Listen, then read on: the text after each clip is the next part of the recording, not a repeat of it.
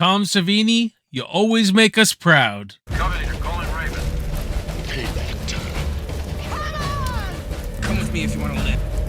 You just don't turn it off! A former summer camp caretaker horribly burned from a prank gone wrong lurks around an upstate New York summer camp bent on killing the teenagers responsible for his disfigurement. What's going on, everyone? Welcome back to the channel. My name is Jason. You're watching Backtrack Cinema, where we talk movies of the past that you know and love. And welcome to my review of The Burning. Well, we got Tom Savini at it again. I think he was offered Friday the 13th Part 2, but he went to work on The Burning instead.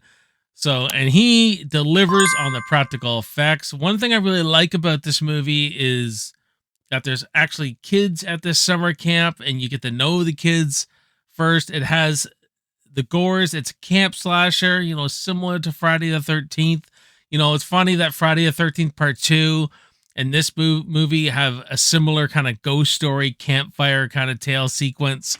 And, you know, it's just a fun time. The thing about The Burning, too, it's one of these films that we are surprised we never got a sequel. Talked to a lot of buddies in the horror community. They're like, this is like a fan favorite. They love The Burning.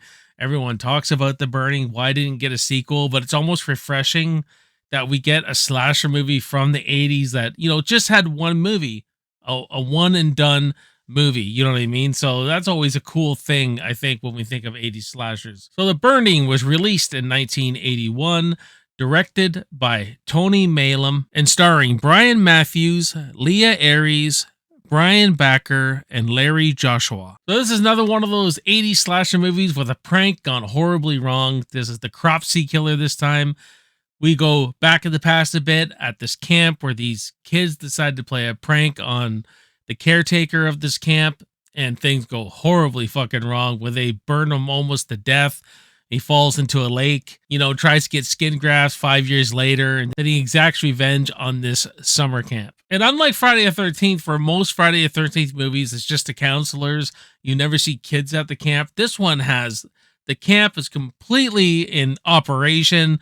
The counselors, there's kids, then the Cropsey Killer shows up. And I really like that. Like the first like 20, 30 minutes of this movie, you're getting to know the kids and all the immature shit they do, how silly they fucking act. And the creator and the writer of this, Harvey Weinstein, and oh my fucking God, you can tell it's written by him. You know, I don't mind a little sleaze in my horror movies. I don't mind some nudity in my, you know, all that kind of stuff. But the way this is written, the way the male characters are written, this has Harvey Weinstein written all over it. The male characters are written just so poorly to me, like the teenagers and everything like that. You know, they're so forceful on the ladies, and when these girls don't put out, they get fucking mad, and they end up being they're fucking whining, and you just can't wait for these guys to get killed. So I thought the males were really poorly written, and some of them anyway, not all of them. There's a couple characters like Glazer, just a fucking douchebag, and Eddie, who's just a douchebag. I mean, I just couldn't wait for these characters to get killed. But in saying that, there's some fun characters, like we get a young Jason Alexander from Seinfeld, and you kind of see his charisma in this movie initially. We got a young Fisher Stevens. Holly Hunter is laced throughout this movie. The main female counselor, I know her from Bloodsport. And I really did like the male counselor, Todd, played by Brian Andrews. I thought he was a really cool character who, you know, trying to keep the boys in line, trying to teach them something, trying to teach them life lessons. He does a similar like campfire story to what Paul does in Friday the 13th Part 2. You know, camp ghost story about the Cropsey Killer, and there's a gag at the end with a mask and all that, just like they do in Friday the 13th Part 2. But there was no real final girl in this movie. And I was hoping there would have been one, but they never really set up any girl. They never really developed a character enough for a great final girl anyway. But it's more of a final boy, and the guy we get is some creepy guy fucking, you know, staring at the girls in the shower. He's supposed to be the loner kid, the one who no one makes friends with, and it's just like, this is the person I'm supposed to be rooting for at the end of this. And I didn't care that much. You know what I mean? It was It was more of the head counselor, Todd, because he was actually in on one of the pranks with Cropsey when he was a kid. And he's more of the final boy, but but no teenager or nothing like that. It's really the big final guy in this. It's more of the counselor. So I would have liked to seen a final girl in this one, but it's some of a lot of the characters are poorly written. But the Cropsey killer is really cool. He looks freaking great with his face is all burned. He's kind of hides himself through a lot of the movie, and he's got this POV of him through this movie. It's kind of this blurry POV and everything like this. But the kills, Tom Savini at his best in this movie with those garden shears. The famous scene with where they're all on the raft and they come up to the canoe and he pops out of nowhere. I think he pops up a little too slow out of the canoe. He kind of does this real slow-mo with the garden shears. If he would have come up a little faster, I think the jump scare would have worked a lot better.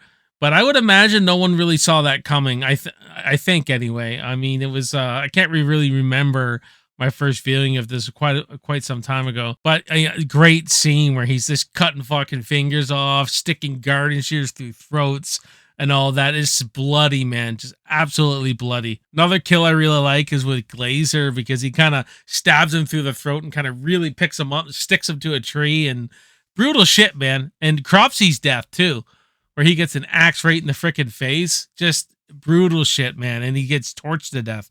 Probably why we don't have a sequel, right? Probably why we never got a sequel, because he's clearly dead. And again, I like the atmosphere because I love camp slashers. I like, the forest settings. I like the camp aesthetic, how they're all at the camp. I like in the forest, they're on a canoe trip, all that stuff, because I was always a fan. I'm a fan of the outdoors. I grew up camping, camping with my dad and all that. So I always like a good camp slasher. I just think some of the gratuitous stuff with the girls, showing them naked and how the guys are treating them and the way they're talking to them. I get it. It's, it's a sign of the times. It's the early 80s.